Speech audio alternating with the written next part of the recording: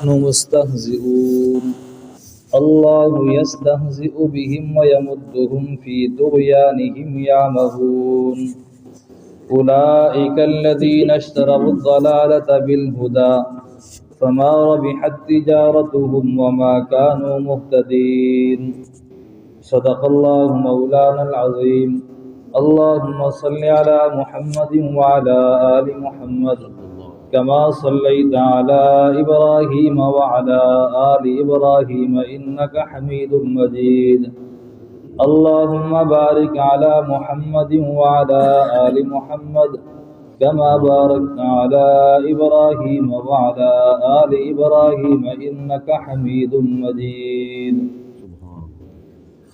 اللہ تبارک و تعالی نے سورہ بقرہ کے دوسرے رکوع کے اندر منافقین کی چند نشانیاں بیان کی ہیں۔ ان میں سے ایک نشانی یہ ہے کہ منافقین کا کام دو رنگی ہے۔ یہاں جو آیت تلاوت کی گئی آیت نمبر 14، اس کے اندر اللہ تبارک و تعالی منافقین کی دو رنگیوں کو بیان فرماتے ہیں۔ وہ کس طرح؟ وَإِذَا لَقُوا الَّذِينَ آمَنُوا، جب یہ منافقین ان لوگوں سے ملتے ہیں جو ایمان لائے، یعنی جب ایمان والوں سے ملتے ہیں، قالوا کہتے ہیں آمنا ہم بھی ایمان لائے۔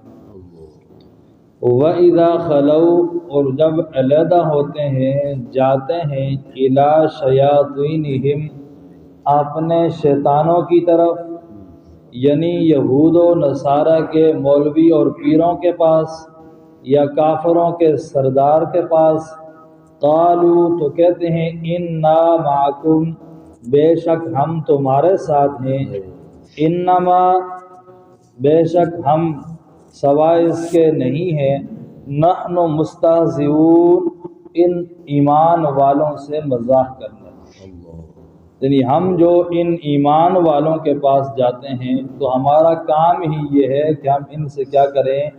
مزاح کریں۔ تو یہاں ان کی دو رنگی کو اللہ بیان فرماتے ہیں کہ جب ایمان والوں سے ملتے ہیں تو الفاظ پہ غور کریے، کیا کہا؟ آمنا۔ یہ آمنا جملہ فعلیہ ہے، صرف ایک فعل کو ذکر کیا کہ ہم ایمان لائے، اور جملہ فعلیہ کے اندر حدوث ہوتا ہے، یہ استقامت والی چیز نہیں ہوتی، حادث ہو جاتا ہے، ضائع ہو جاتا ہے۔ تو ایمان والوں سے ملتے ہیں تو اتنی ہی بات کہتے ہیں کہ ہم کیا ہوئے؟ ایمان لائے، اور جب ان کافر سرداروں کے پاس جاتے ہیں یا یہود و نصارہ کے مولویوں کے پاس جاتے ہیں تو انہیں بڑی تاکید کے ساتھ کہتے ہیں انا۔ یہ جو انا اور انا ہوتا ہے یہ تاکید کے لیے عربی میں استعمال کیا جاتا ہے، تو تاکید کے ساتھ کہتے ہیں بے شک ہم تمہارے ساتھ ہیں۔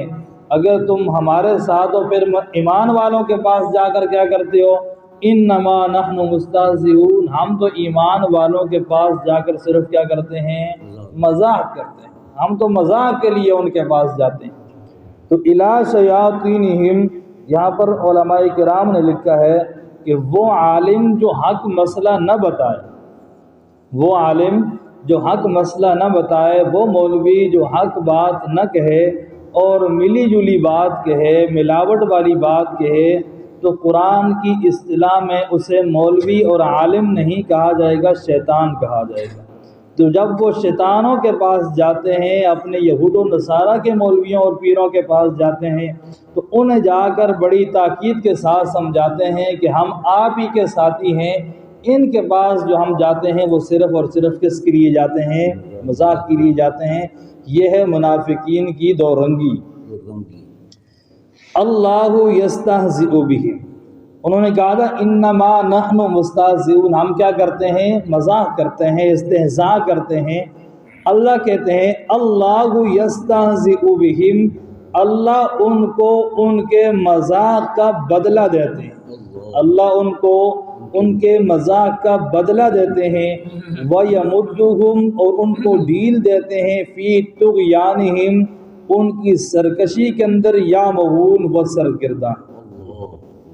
یہاں انہوں نے کہا تھا مستہزئون، تو قرآن کی یہ اصطلاح ہے کہ جس فعل کی سزا ذکر کرنی ہو تو اس سزا کے اندر بھی اسی فعل کو ذکر کیا جاتا ہے۔ اب یہاں لفظی ترجمہ یہ بنے گا کہ اللہ ان سے مذاق کرتا ہے، اللہ ان سے استہزاء کرتا ہے، حالانکہ اللہ کے ساتھ ہنسی مذاق یہ چیزیں نہیں جڑتی۔ جس طرح حضرت موسیٰ علیہ السلام نے کہا تھا وَإِذْ قَالَ مُوسَىٰ لِقَوْمِهِ يَا قَوْمِ إِنَّ اللَّهَ يَأْمُرُكُمْ أَن تَذْبَحُوا بَقَرَةً، کہ اللہ تمہیں گائے ذبح کرنے کا حکم دیتا ہے۔ تو اس قوم نے کہا تھا قَالُوا أَتَتَّخِذُنَا هُزُوًا، اے موسیٰ آپ ہمارے ساتھ کیا کر رہے ہو، مذاق کر رہے ہو۔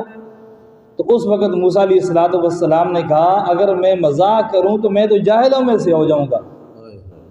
تو مذاق وہ کرتا ہے جو جاہل ہوتا ہے۔ تو اللہ کی ذات کے ساتھ یہ لفظ کہ بھائی اللہ بھی استہزاء کرتے ہیں، تو اس کا مطلب یہ ہے کہ جس طرح وہ استہزاء کر کے ایمان والوں کو نقصان دیتے ہیں، ایمان والوں کا مذاق اڑاتے ہیں، تو اللہ تبارک و تعالی ان کی اس استہزاء اور مذاق کا کیا کرتے ہیں، انہیں بدلہ دیتے ہیں، ان کو سزا دیتے ہیں۔ اچھا یہ جو ان کو عذاب ہونا ہے منافقین کو، تو یہ تو آخرت میں ہونا ہے، تو دنیا میں کیا کریں گے؟ وَيَمُدُّهُمْ فِي طُغْيَانِهِمْ، تو اللہ تبارک و تعالی ان کو ان کی سرکشی کے اندر کیا کرتا ہے، ڈھیل دیتا ہے، چھوٹ دیتا ہے۔ اور اللہ تبارک و تعالی کا یہ قانون ہے کہ اللہ بندے کو یکدم نہیں پکڑتا، تھوڑی سی ڈھیل دیتا ہے، جب بندہ حد سے گزر جائے پھر اللہ تبارک و تعالی پکڑتے ہیں۔ ان بطش ربک لشدید، بے شک اللہ کی پکڑ کیا ہے، بہت سخت۔ یا مغون، یا اپنی طغیانی کے اندر سرگرداں ہے۔ عربی کے اندر دو لفظ استعمال ہوتے ہیں، یا مغون، یہاں عین میم اور ہا ہے، عامہ، اور ایک ہوتا ہے عامہ، عین میم یا موسیٰ والی یا جس کے اوپر کھڑی زبر آئے۔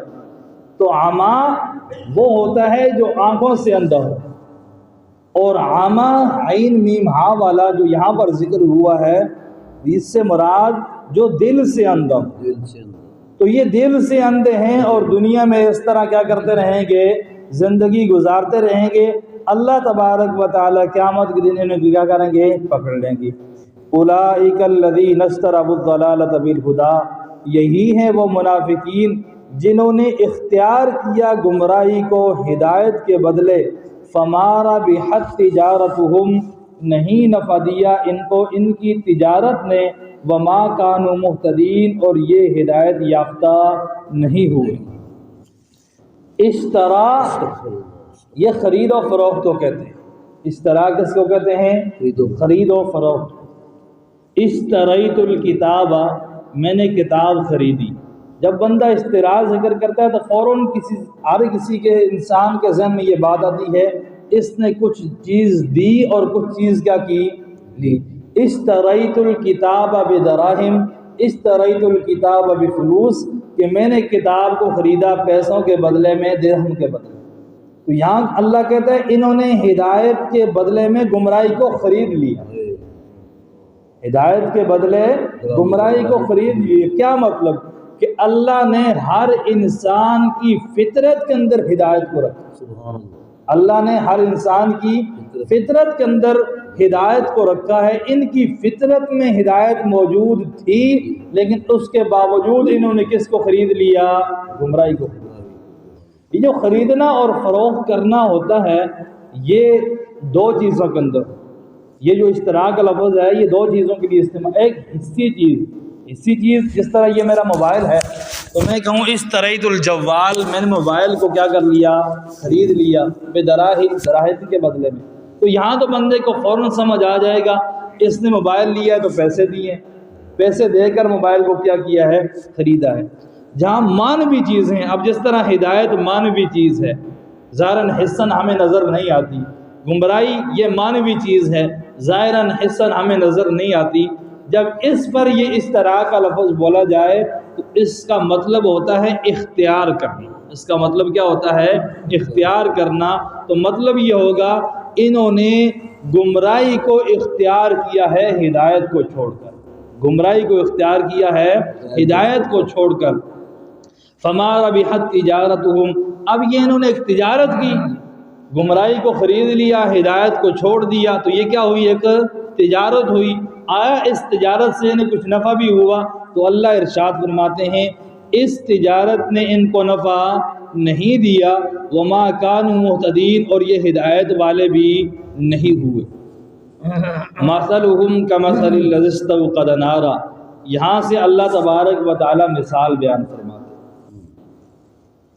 یہاں تو بعض مفسرین کی اس میں دو رائے ہیں، یہاں سے آگے تقریباً دو مثالیں اکثر مفسرین نے لکھا ہے کہ یہاں اللہ نے دو مثالیں بیان کی ہیں، ایک کافر کی اور ایک منافق کی، اور بعض حضرات کہتے ہیں یہاں تین مثالیں بیان ہوئی ہیں، ایک کافر کی اور دو منافقوں کی، اور بعض مفسرین کہتے ہیں یہ تینوں کی تینوں مثالیں منافقین کی اللہ تبارک و تعالی نے بیان کی ہیں۔ بہرحال پہلے لفظی ترجمہ سمجھتے ہیں پھر مثال کو فٹ کرتے ہیں۔ مثلہم، ان کی مثال یعنی ان منافقین کی یا ان کافروں کی، کمثل الذی، اس شخص کی طرح ہے، استوقد نارا، جس نے آگ جلائی، فلما اضاءت ما حولہ، جب اس آگ نے اس کے ارد گرد کو روشن کر دیا، ذہب اللہ بنورہم، اللہ تبارک و تعالی لے گئے ان کی روشنی کو، وترکہم فی ظلمات لا یبصرون، اور چھوڑ دیا اندھیروں کے اندر، لا یبصرون، وہ دیکھ نہیں سکتے۔ اگر یہ مثال ہو منافقین کی تو پھر اس کو اس طرح فٹ کیا جائے گا کہ یہ جو منافق ہیں جب اہل ایمان کے درمیان بیٹھتے ہیں، اب اللہ کہہ رہے ہیں نا مثال اس شخص کی جس نے کیا کیا، آگ جلائی۔ اب جب آگ بندہ جلاتا ہے جنگل کے اندر تو کیوں جلاتا ہے؟ روشنی ہو، تاکہ روشنی ہو اور خطرات کیا ہو جائیں، ٹل جائیں، کہیں جنگل کے درندے آ کر حملہ نہ کر دیں۔ اب جب اس نے آگ جلائی تو آگ جلانے کے بعد اس کا ارد گرد روشن ہو گیا، اب وہ خطرات سے کیا ہو گیا، محفوظ ہو گیا، خطرات سارے کے سارے ٹل گئے۔ لیکن تھوڑی دیر کے بعد وہ آگ بجھ گئی۔ اب جو ہی وہ آگ بجھی تو اللہ تبارک و تعالیٰ نے جو خطرات آگ کے ذریعے ٹال دیے تھے وہ جنگل کے درندوں سے، وہ سارے کے سارے خطرات کیا ہو گئے، واپس آ گئے۔ اب یہ جو منافق ہیں ان کی مثال یہ ہے، جب یہ ایمان والوں کے درمیان بیٹھتے ہیں، مومنوں کی مجلس میں بیٹھتے ہیں، تو ان سے جو کلمہ پڑھتے ہیں اس کلمے کی وجہ سے روشنی ہوتی ہے، ان ایمان والوں کے ارد گرد یہ بیٹھ کر روشنی حاصل کرتے ہیں، تو ان سے وہ خطرات، یعنی اگر یہ کافر ہوتے تو انہیں قتل کر دیا جاتا، جہاد میں ان کو مار دیا جاتا، اب اس قتل ہونے سے یہ کیا ہو گئے، بچ گئے۔ ان پر جزیہ آنا تھا، اس جزیے سے کیا ہو گئے، بچ گئے۔ ان کو جلا وطن کرنا تھا، اس جلا وطنی سے یہ کیا ہو گئے، بچ گئے۔ لیکن یہ دنیا کے اندر تو بچ گئے، ان خطرات سے بچتے رہیں، لیکن جیسے ہی آگ بجھتی ہے تو وہ اس جنگل والے کو تمام خطرات کیا ہو جاتے ہیں، لاحق ہو جاتے ہیں۔ یہ دنیا میں تو بچ جائیں گے لیکن مرنے کے بعد وہ تمام عذاب ان کو کیا ہوں گے، شامل ہوں گے، وہ لگتے رہیں گے۔ تو ایمان والوں کے درمیان تو بیٹھ کر کیا کرتے ہیں، یہ بچنے کی کوشش کرتے ہیں لیکن مرنے کے بعد نہیں بچ سکتے۔ یا یہ مثال ہو کافر کی، تو اس کے اندر کچھ تھوڑی سی عبارت داخل کرنی پڑے گی۔ مثلکم، اے مثلک فی بیان القرآن، اے پیغمبر آپ کا قرآن بیان کرنا، ومثلکم، اور ان کافروں کی مثال، فی الکفر والانکار، کفر اور انکار کرنا، استوقد نارا، یہ اس طرح ہے جس طرح ایک بندے نے آگ جلائی، فلما اضاءت، اب جب بندہ آگ جلاتا ہے جنگل کے اندر یا کہیں، وہنا رجال قاعدون، وہاں کچھ بندے بیٹھے ہوئے ہیں، تو وہ آگ جلانے والا کہتا ہے آؤ اور اس آگ سے کیا کرو، فائدہ حاصل کرو، گرمائش حاصل کرو، سردی کا موسم ہے۔ لیکن وہ لوگ اس آگ کے قریب نہیں آتے، اس سے فائدہ نہیں اٹھاتے، تو اللہ تبارک و تعالیٰ اس آگ کو کیا کرتے ہیں؟ بجھا دیتے ہیں۔ تو اس طرح پیغمبر علیہ السلام مکہ کے کافروں کے درمیان آئے اور آپ نے توحید کی دعوت دی اور کہا یہ اللہ کی جانب سے روشنی ہے، اس کو مان لو، دنیا میں بھی کامیاب آخرت میں بھی کامیاب۔ لیکن جب یہ نور ہدایت کی آگ ان کے درمیان جلائی گئی تو ان مکہ کے کافروں نے اس سے فائدہ نہیں اٹھایا، تو اللہ تبارک و تعالی نے اس آگ کو مکہ سے اٹھا کے، اس روشنی اور نور ہدایت کو مکہ سے اٹھا کے مدینہ بھیج دیا۔ اب وہ جس طرح پہلے اندھیرے کے اندر کافر پڑے تھے، بعد میں بھی ایسے ہی اندھیرے کے اندر پڑے، انہوں نے اس سے فائدہ نہیں اٹھایا۔ لیکن جب مدینہ میں گئے تو مدینہ والوں نے اس نور ہدایت سے کیا کیا؟ فائدہ اٹھایا۔ تو اللہ کہتے ہیں کہ ان کے لیے آگ تو جلائی گئی تھی، لیکن ہجرت کے ذریعے اس آگ کو کیا کیا؟ بجھا دیا۔ یہ اسی طرح کفر والے اور شرک والے اندھیرے میں پڑے رہے۔ دوسری مثال اللہ تبارک و تعالی بیان فرماتے ہیں، تو ان کا حکم کیا ہے؟ سمم، یہ کیا ہیں؟ بہرے، حق سننے سے کیا ہیں؟ بہرے ہیں۔ بکمن، گنگے ہیں حق بیان کرنے سے۔ عمیون، اندھے ہیں حق کو دیکھنے سے۔ فہم لا یرجعون، یہ لوٹ کر نہیں آئیں گے قرآن اور حق کی طرف، یہ لوٹ کر نہیں آئیں گے قرآن اور حق کی طرف۔ سمن کا معنی ہے بہرے، بکمن کا معنی ہے گنگے، عمیون کا معنی ہے اندھے۔ فہم لا یرجعون، یہ لوٹ کر نہیں آئیں گے قرآن اور حق کی طرف۔ او کصیب من السماء، یا ان مثال بیان کرتی اللہ مثال بیان کرتے ہیں ان کافروں کی، ان منافقوں کی مثال، او کصیب، اس موسلا دھار بارش کی طرح۔ اچھا یہاں ایک بات سمجھیں، اللہ نے کہا ہے ذہب اللہ بنورہم، اب اوپر کہا تھا استوقد نارا، اللہ تبارک و تعالیٰ مثال بیان کرتے ہیں اس بندے نے آگ جلائی ہے، یہاں ہونا یہ چاہیے تھا ذہب اللہ بنارہم، اللہ ان کی آگ کو کیا کر گئے؟ لے گئے۔ یا اطفأ اللہ بنارہم، اللہ تبارک و تعالیٰ نے ان کو آگ کو کیا کر دیا؟ بجھا دیا۔ لیکن یہاں اللہ نے کہا اللہ تبارک و تعالیٰ نے اس آگ کا جو نور تھا وہ لے گئے۔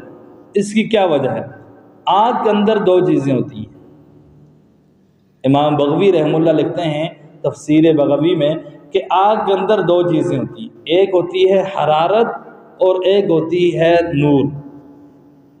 آگ کے اندر ایک ہوتا ہے جلانا اور ایک ہوتی ہے روشنی۔ اب جب آگ بجھ جائے تو آگ کی روشنی کیا ہو جاتی ہے؟ ختم ہو جاتی ہے۔ وہ جلانا اور وہ حرارت کیا ہوتی ہے؟ باقی رہتی ہے۔ تو ان کافروں کے لیے وہ گرمائش تو وہ جلانے والی چیز تو باقی ہے، لیکن جس سے روشنی اور ہدایت پکڑنی تھی وہ چیز کیا ہو گئی ہے؟ ختم ہو گئی۔ اس لیے اللہ تبارک و تعالیٰ نے فرمایا ذہب اللہ بنورہم، اللہ تبارک و تعالیٰ ان کی آگ کو لے کر نہیں گئے، آگ کی روشنی اور نور کو لے کر گئے۔ او کصیب، یہاں پر دو مثالیں ہیں یا ایک مثال ہے؟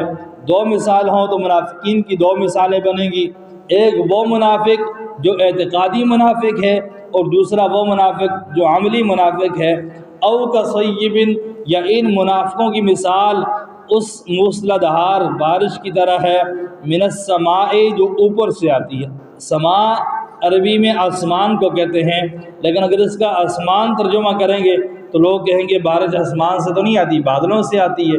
تو عربی کے اندر کہا جاتا ہے کل ما علاک فہو سماء، جو آپ کے اوپر نظر آئے اس کو کیا کہیں گے؟ سما کہیں گے۔ تو وہ موسلا دھار بارش جو آسمان سے آتی ہے، جو اوپر سے آتی ہے، فیہ ظلمات، اس بارش کے اندر اندھیرے ہیں، ورعد، اور گرج ہے، کڑک ہے، وبرق، اور بجلی ہے۔ جب آسمان سے سخت بارش، موسلادھار بارش نازل ہو تو کیا چیزیں ہوتی ہیں؟ تین طرح کی چیزیں ہوتی ہیں۔ اندھیرا بھی ہو جاتا ہے بعض اوقات، اور اس کے اندر کیا ہوتی ہے؟ گرج چمک شروع ہو جاتی ہے۔ ہم اپنی زبان میں اس کو کیا کہتے ہیں؟ آپ کیا کہتے ہیں گرج چمک؟ یہی کہتے ہیں، لشکنا، چمکنا، یا کچھ اور؟ یہ بھی ٹھیک ہے۔ تو یہ تین چیزیں، اندھیرا ہو جاتا ہے اور وہ کڑک رات، وہ آواز بھی پیدا ہو جاتی ہے، اور برق بجلی بھی کیا ہو جاتی ہے، پیدا ہو جاتی ہے۔ تو اب منافق کیا کرتے ہیں، یجعلون اصابعہم، جو اس میں بہت زیادہ ڈرنے والا ہو نا، جس کے اندر خوف ہو گرج چمک سے لشک سے، تو وہ کیا کرتے ہیں، اپنی انگلیوں کو اپنے کانوں میں ڈال دیتا ہے۔ یجعلون اصابعہم، وہ ڈال دیتے ہیں اپنی انگلیوں کو، فی آذانہم، اپنے کانوں میں، من الصواعق، اس گرج کے ڈر سے، حذر الموت، اور موت کے ڈر سے، واللہ محیط بالکافرین، اللہ تبارک و تعالی گھیرنے والا ہے کافروں کو۔ یکاد البرق، قریب ہے یہ بجلی، یخطف ابصارہم، اچک لے ان کی آنکھوں کو، ان کی بینائی کو، کلما اضاء لہم، جب کبھی ان کے لیے روشنی ہوتی ہے، مشوا فیہ، اس روشنی میں چل پڑتے ہیں، وَإِذَا أَظْلَمَ عَلَيْهِمْ قَامُوا، جب اندھیرا تھا ان پر کھڑے ہو جاتے ہیں، وَلَوْ شَاءَ اللَّهُ، اگر اللہ چاہے، لَذَهَبَ، تو لے جائے، بِسَمْعِهِمْ، ان کی سماعت کو، وَأَبْصَارِهِمْ، اور ان کی بینائی کو، ان اللہ علی کل شیء قدیر، بے شک اللہ تبارک و تعالی ہر چیز پر کیا ہے، قادر۔ قرآن میں کئی مقامات پر قرآن حکیم کو تشبیہ دی ہے آگ اور پانی سے، آگ اور پانی سے۔ آگ میں فائدہ بھی ہے، نقصان بھی ہے۔ فائدہ کیا ہے، اس سے گرمائش حاصل کرو، اس سے دیگر اپنے کام جو آگ سے سر انجام دینے ہیں وہ، اور نقصان اس کا کیا ہے، آگ بندے کو جلا دیتی ہے۔ اور پانی کے اندر فائدہ بھی ہے اور نقصان بھی ہے۔ فائدہ ہے، اسے آپ استعمال کر سکتے ہیں، پی سکتے ہیں، غسل کر سکتے ہیں، اور نقصان، پانی زیادہ ہو جائے، سیلاب کی صورت اختیار کر جائے تو کیا ہو جائے گا، نقصان ہو جائے گا۔ تو اس طرح قرآن حکیم کے اندر بھی فائدہ بھی ہے اور نقصان بھی ہے۔ جو لوگ اس سے فائدہ اٹھاتے ہیں ان کو قرآن کیا دیتا ہے، فائدہ دیتا ہے، اور جو فائدہ نہیں اٹھاتے قرآن کی بارش سے تو انہیں قرآن کیا کرتا ہے، نقصان دیتا ہے۔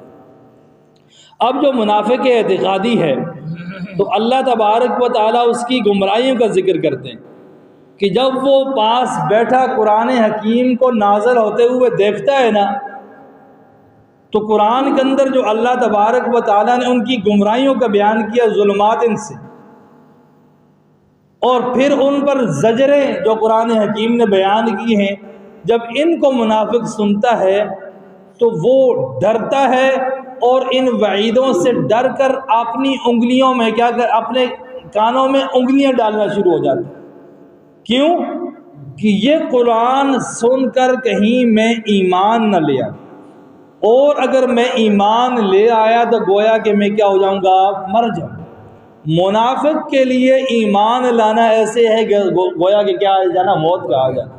تو اس موت، ایمان والی موت سے ڈرتے ہوئے وہ کیا کرتا ہے، قرآن سننے سے انکار کرتا ہے اور اپنے کانوں کے اندر انگلیاں ڈالتا ہے۔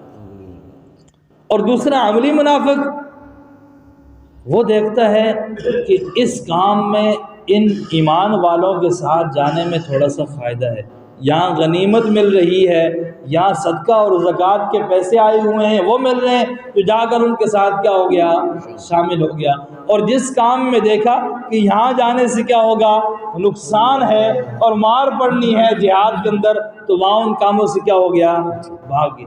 یہ مثال اللہ نے دوسری آیت کے اندر بیان کی کہ ایک بندہ جنگل کے اندر چل رہا ہے، اور جنگل کے اندر جب بارش ہو، اندھیرا ہو، تو روشنی کا کوئی اسباب وہاں نہ ہو، تو وہاں جس وقت آسمانی بجلی پڑتی ہے، تھوڑا سا بندے کو کیا ہوتا ہے، راستہ نظر آتا ہے، تو وہ کیا ہوتا ہے، چل پڑتا ہے۔ پھر اندھیرا آ جائے، پھر رک جاتا ہے۔ اس طرح یہ منافق جب اپنا فائدہ دیکھتا ہے تو ایمان والوں کے ساتھ کیا ہوتا ہے، چل پڑتا ہے، اور جب اپنا نقصان دیتا ہے تو ایمان والوں سے کیا ہو جاتا ہے، بھاگ جاتا ہے۔ او کصیب، گویا کہ اس کی مثال اس موسلادھار بارش کی طرح ہے، من السماء، جو اوپر سے آئے، فیہ ظلمات، اس بارش کے اندر اندھیرے ہی اندھیرے ہیں، ورعد، اور کڑک ہے، وبرق، اور بجلی ہے، یجعلون اصابعہم فی آذانہم، یہاں قرآن نے الفاظ ذکر کیے ہیں کہ وہ اپنی انگلیوں کو اپنے کانوں میں ڈالتا ہے۔ پوری انگلی کوئی کان میں ڈال سکتا ہے؟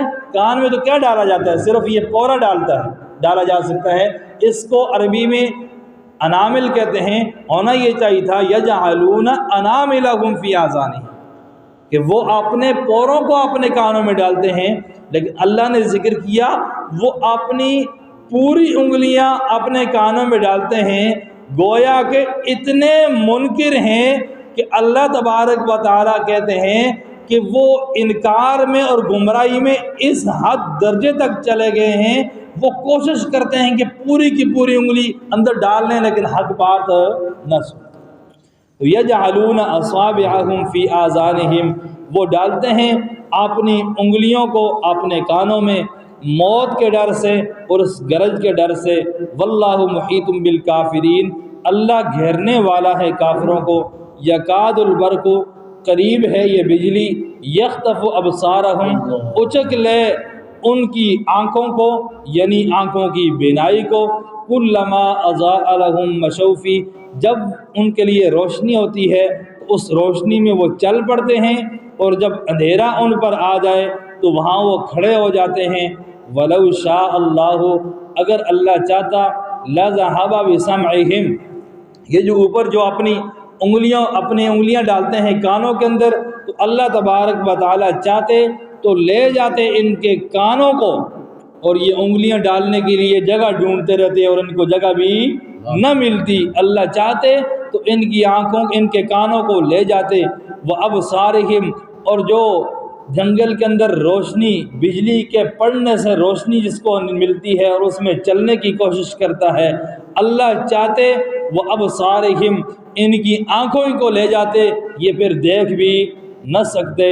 ان اللہ علی کل شیء قدیر، بے شک اللہ تبارک و تعالی ہر چیز پر قادر ہے۔ منافقین کا بیان ختم ہوا۔ تو منافقین وہ ہوتے ہیں جو دل سے اور زبان سے اور فعل سے اور کہنا کچھ اور کرنا کچھ، دو رنگی چھوڑ یک رنگ ہو جا، دو رنگی چھوڑ یک رنگ ہو جا، سراسر موم ہو جا یا سنگ ہو جا، یا تو بالکل کیا ہو جا، موم ہو جا یا پتھر بن جا۔ دو رنگی چھوڑ کہ نرم بھی ہو رہا ہے، سخت بھی ہو رہا ہے، تو یہ چھوڑ کہ ایمان والوں کے ساتھ بھی جا رہا ہے، کافروں کے ساتھ بھی جا رہا ہے، یا تو پکا کافر بن، کافروں کے ساتھ مل، کافروں والی حرکتیں کر، یا پکا مومن بن اور مومنوں والی حرکتیں کر۔ اللہ تبارک و تعالی